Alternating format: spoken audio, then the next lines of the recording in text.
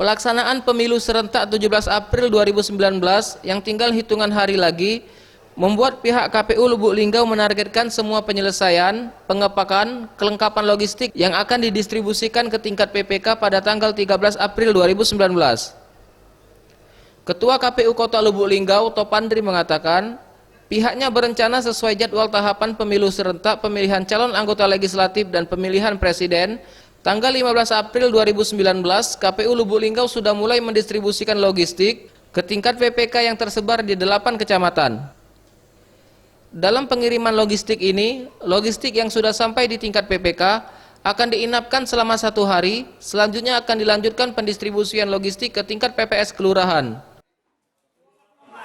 Kita target tanggal 15 itu kotak suara yang telah diisi surat suara dan alat kelengkapan lainnya itu bergeser ke PPS.